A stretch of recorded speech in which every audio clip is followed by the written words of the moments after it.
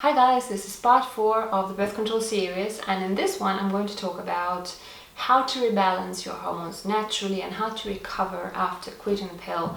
And I think it's such an important topic because so many women would like to quit the pill, but they're afraid of the side effects. They have heard a lot of stories from their friends and from the internet about horrible acne and horrible mood swings and horrible periods, and they're just terrified of quitting the pill.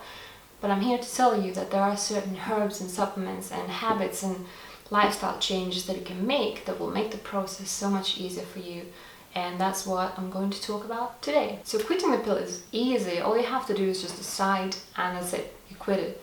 But that's when the real challenge and the real difficulties begin, because that's when your body is in real shock and confusion, because it was used to getting all these hormones artificially from the pill every single day in the same quantities without any kind of effort, and suddenly it needs to learn or relearn how to make all of those hormones by itself once again, and that's a huge shock. So the first tip that I have for you is have lots of respect and patience with your body, because it's going through a very, very tough time and it's very stressful for your body. So take your time, be patient, treat your body with respect, and in due time it will rebalance itself. So now let's talk about all the different things that you can do to make the process faster and easier on yourself. And honestly, when I quit the pill, I wish I'd known about all these things, because I would have made it so much easier for myself. First thing I want to talk about is probiotics. And that's because when you take the pills, it actually disrupts the bacterial balance in your guts.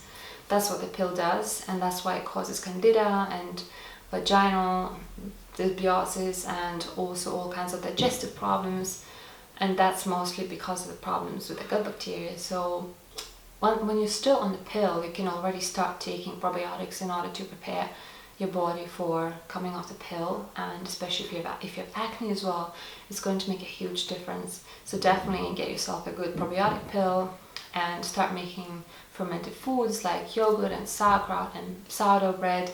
I have video recipes for all of them. I'll link them down in the description box so you can make your own, and it's really not difficult, but it has so many health benefits. The second thing I'm going to talk about is all of the nutrients that the pill is known to deplete. So things like zinc and B vitamins, especially B2 and B9, which is folic acid or folate. Folic acid is synthetic. And also vitamin C. These are all depleted by the pill. So it's important to at least take a good quality multivitamin or take all of these nutrients separately, but it's really important to replenish all those things. But if you take a multivitamin or a B complex, make sure that it contains folate or methylfolate, in other words, and not folic acid, because folic acid is synthetic and a lot of us are not able to process it. I made a video about that too. I'll link it down in the description box. I've made so many videos about all of these things that I'm going to mention today, so you'll get used to me saying that I linked it down in the description box. And if you're taking a zinc supplement, make sure that you get enough copper with it, because they are important for each other. In order to be absorbed, you need to have enough of both. And the next mineral that is really important, and that will probably be depleted as well after being on the pill, is magnesium. In fact, most of us are low in magnesium simply because our soils don't have enough magnesium anymore. So magnesium is really something that we all need, but especially if you just quit the pill, magnesium is going to be your best friend. So you can either get a good supplement or making a magnesium oil that I made a video about, and it's going to really make it so much easier for you for two reasons: because it reduces stress and it also reduces menstrual cramps, and menstrual cramps are one of the main issues that women have when they come off the pill. The next thing that really helped me personally a lot is chlorophyll.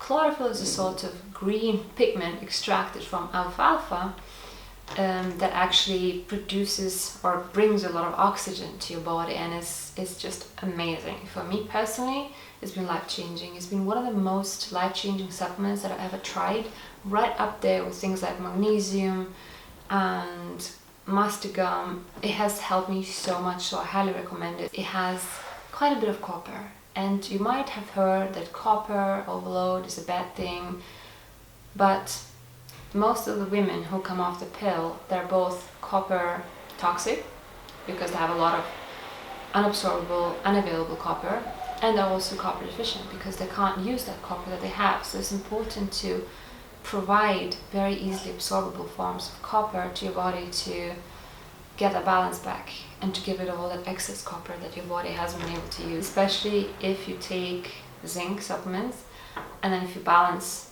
them with chlorophyll on different times of the day. It's going to be like the bomb. It's the best thing ever, so definitely try it out.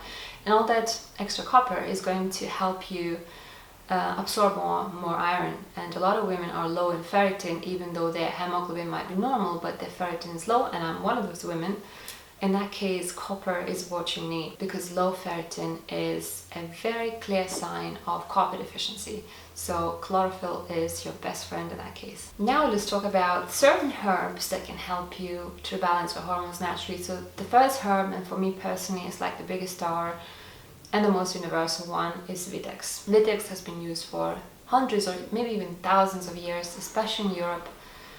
Especially in Germany, it's used so much. And for example, when women have some kind of menstrual irregularities, instead of prescribing to them drugs or birth control pills, doctors firstly tell them to try Vitex, which I think is amazing, and I wish that more countries were like that.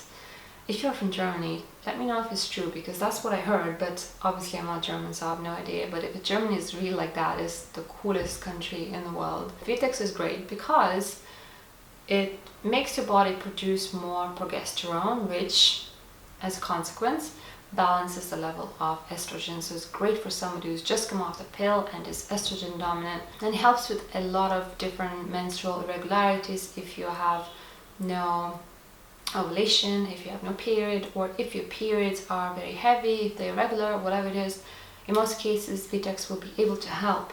The only drawback is that it might take a while to fix the problem. You will need to take it for many months until you start seeing results. But if you stick with it, it's very likely that it will fix your period. And the good thing is that you can start taking Vitex while you're still on the pill, so it kind of starts preparing your body for coming off the pill, and then the transition will be so much easier and it won't be such a shock for your body because it will already be producing a bit more progesterone by itself.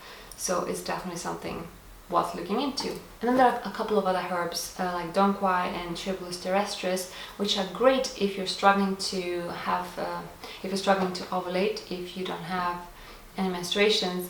Then those two herbs are going to be a great thing for you. But as I said, Vitex is great for both cases, if you have periods and they're too heavy, and also if you're struggling to get your periods back. Next thing I want to talk about is maca. Maca is a root that has been used for thousands of years in Southern America, and it's great because it balances hormones, and at the same time it reduces stress, and quitting the pill is a huge stress for your body, and it also gives you a lot of energy and makes you feel so much better. And I remember watching a video from Annie Jeffrey where she said that zinc and maca, those two things, have totally cleared her skin. Since then I've always been very interested in maca, so it's definitely something to keep in mind and perhaps to try in the future. The next thing we can try is blackstrap molasses, and it's this really thick and black molasses that remains after extracting white sugar out of sugar cane. It's rich in all kinds of minerals and vitamins. It has lots of potassium, calcium, iron, all kinds of B vitamins, and it's just amazing. And if you look online, there's so many women who had amazing results from it, with heavy periods, menstrual cramps, irregular periods, hair loss, acne. There have been so many amazing stories online, so it's definitely something to try, and it costs so little. It's actually really delicious if you just add it to some warm water or some coconut milk. It kind of tastes like coffee with caramel. The next thing I'm going to talk about is actually lifestyle change, and that's starting to do hormone balancing yoga and meditation. Those two things have made a huge difference in my life. They're extremely healing and extremely balancing and grounding, so I would recommend these to you above everything, almost above everything else. Because I wouldn't even start doing really intense exercises as soon as you quit the pill, because intense exercises are stress by themselves, and your body is already stressed because of quitting the pill, so you don't want to stress it anymore.